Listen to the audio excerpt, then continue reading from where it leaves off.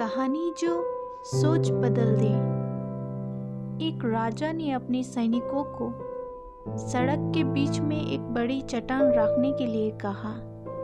चट्टान को बीच सड़क में रखवा कर राजा ने अपने सैनिकों से छुपकर उस चट्टान पर नजर रखने के लिए कहा कि देखना उस चट्टान को रास्ते से कौन हटाता है। लोग उस जगह पर आते रहे और जाते रहे, लेकिन किसी ने भी उस चट्टान को रास्ते से हटाने की कोशिश नहीं की। उस चट्टान के पास से लोगों के गुजरने वालों में राजा के कुछ गरीबी लोग और शहर के बड़े व्यापारी भी शामिल थे, और उनमें से कुछ लोग तो राजा को ही कोसने लगते कि क्या राजा इस चट्टान को भी रास्ते से नहीं हटवा सकता। लेकिन किसी ने भी उस चट्टान को रास्ते से हटाने का प्रयास नहीं किया। ऐसे काफी दिनों तक चलता रहा। एक दिन एक किसान अपनी सब्जियों के साथ उधर से गुजर रहा था। उसने चट्टान को रास्ते में पड़े देखा और सोचा कि सबको इस चट्टान की वजह से कितनी तकलीफें हो रही है। उसने अपनी मजबूत लाठी से उस चट्टान को एक तरफ ढकलने की कोशिश शुरू कर दी।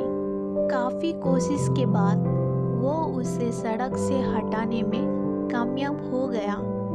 चट्टान रास्ते से हटाने के बाद किसान अपनी सब्जियों को उठाकर जाने ही वाला था कि अचानक उसकी नज़र एक पटली पर गई जो ठीक उसी जगह पड़ी थी जहाँ से उसने वो चट्टान हटाए थे। उसने उस पटली को खोलकर देखा तो उसमें सोने के कई सिक्के थे, और उन सिक्कों के साथ राजा का एक संदेश भी था जिसमें लिखा था कि ये सोने के सिक्के उनके लिए हैं जो इस चट्टान को रास्ते से हटाएगा। दोस्तों, बिल्कुल ठीक इसी तरह हम सबके लाइफ में भी कई परेशानियां आती हैं।